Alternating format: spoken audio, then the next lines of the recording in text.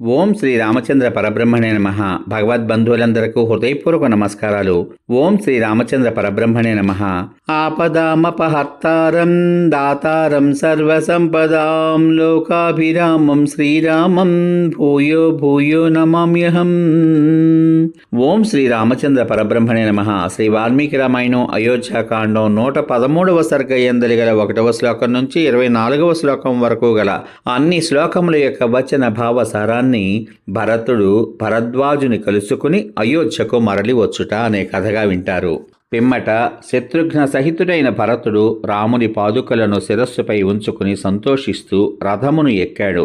అతని ముందు వశిష్ఠుడు, వామదేవుడు, వ్రతములలో స్థిరచిత్తుడైన జాబాలి, ఉత్తమమైన ఆలోచనాశక్తి గల మంత్రులు అందరూ వెళ్లారు. వారందరూ చిత్రకూట పర్వతమునకు ప్రదక్షిణముగా తూర్పు దిక్కునకు అభిముఖులై మందాకిని నది వైపు వెళ్లారు. అతడు సైన్యంతో కూడా వేల కొలది సుందరమైన అనేక విధములైన ధాతువులను చూస్తూ ఆ పర్వత పార్శ్వమున ప్రయాణం చేసి వెళ్ళాడు. అప్పుడు భరతుడు చిత్రకూటమునకు సమీపమునందు భరద్వాజ మహర్షి నివసించే ఆశ్రమాన్ని చూశాడు. బుద్ధిమంతుడైన భరతుడు భరద్వాజుని ఆశ్రమానికి వెళ్లి రథము దిగి ఆ మహాముని పాదములకు నమస్కరించాడు. అతనిని చూసి సంతోషించిన భరద్వాజుడు, నీ కార్యం పూర్తయిందా?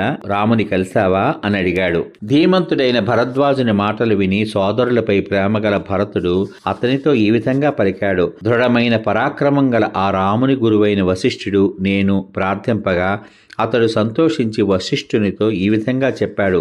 14 సంవత్సరములు నేను అరణ్యంలోనే ఉండవలెనని నా తండ్రి చేసిన ప్రతిజ్ఞనే నేను పాలిస్తాను. మహాబుద్ధిశాలి, మాటలు చెప్పడంలో సమర్థుడు అయిన వశిష్ఠుడు ఆ మాటలు విని మాటలలో నేర్పరి అయిన రామునితో ఈ విధంగా పలికాడు.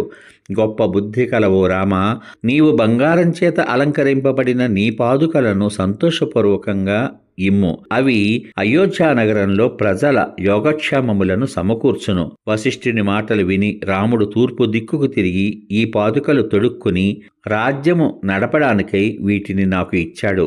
మహాత్ముడైన రాముని అనుజ్ఞ పొంది మంగళకరములైన ఈ పాదుకలతో నేను మరల అయోధ్య వెళ్తున్నాను అని పలికాడు. మహాత్ముడైన భరతుని మంగళకరమైన మాటలు విని భరద్వాజ మహర్షి అధికముగా మంగళకరమైన మాట పలికాడు. ఓ నరశ్రేష్ఠుడా, మంచి శీలము ఉత్తమమైన చరిత్రము కలవారిలో శ్రేష్ఠుడా, విడిచిన నీరు పల్లములో నిలిచినట్లు పూజ్యమైన లక్షణములన్నీ నీ యందు ఉండడంలో ఆశ్చర్యం లేదు. ధర్మజ్ఞుడు, ధర్మమునందు ఆసక్తి కలవాడు అయిన నీ వంటి వాణిని పుత్రునిగా బడసిన నీ తండ్రి దశరథ మహారాజు మరణించినా కూడా మరణించని వాడే. మహాత్ముడైన ఆ భరద్వాజుని మాటలు విని భరతుడు అంజలి ఘటించి అతని పాదాలు స్పృశించి నమస్కరిస్తూ ప్రయాణానికి అనుమతి కోరాడు. శ్రీమంతుడైన భరతుడు భరద్వాజునకు అనేక పర్యాయములు ప్రదక్షిణపూర్వకంగా నమస్కారం చేసి మంత్రులతో అయోధ్యకు వెళ్ళాడు. విశాలమైన ఆ భరతుని సేన అతనిని వెంబడించి వాహనములతోనూ బండ్లతోనూ అశ్వములతోనూ గజములతోనూ తిరిగి అయోధ్య వైపు మరలై పిమ్మట వారందరూ తరంగముల పంక్తులతో నిండిన శ్రేష్టమైన యమునా నదిని దాటి మరల పవిత్రములైన జనములు గల ఆ గంగానదిని చూశారు. భరతుడు బంధువులతోనూ సైనికులతోనూ కలిసి రమ్యమైన జలంతో నిండిన ఆ గంగానదిని దాటి సుందరమైన శృంగిబేరపురమును ప్రవేశించాడు. శృంగిబేరపురము నుండి బయలుదేరి వెడలి అయోధ్యా నగరాన్ని చూశాడు. తండ్రి అన్నాలేని అయోధ్యను చూడగానే దుఃఖము చేత పీడితుడై భరతుడు సారథితో ఈ విధంగా అన్నాడు. ఓ సారథి, ఆ అయోధ్యా నగరం పూర్తిగా చెడిపోయి మంచి ఆకారం లేక అందహీనమై దైన్యంతో మంచి ధ్వనులన్నీ నశించి ఏమాత్రం ప్రకాశించడం లేదు అని పలికాడు. సమాప్తం. ఇంతవరకు మీరు శ్రీ వాల్మీకి రామాయణం అయోధ్యాకాండం 113వ సర్గ యందలి గల 1వ శ్లోకం నుంచి 24వ శ్లోకం వరకు గల అన్ని శ్లోకముల యొక్క వచన భావసారాన్ని భరతుడు భరద్వాజుని కలుసుకొని అయోధ్యకు మరలి వచ్చుట అనే కథగా విన్నారు.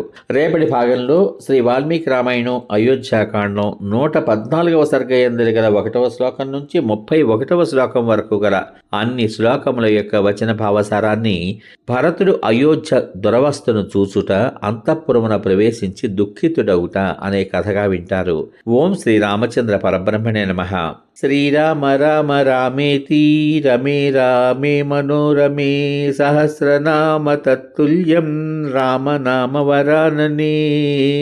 ఓం శ్రీ రామచంద్ర పరబ్రహ్మణే నమః. సర్వే జనా సుఖినో భవంతు. శుభమస్తు. స్వస్తి.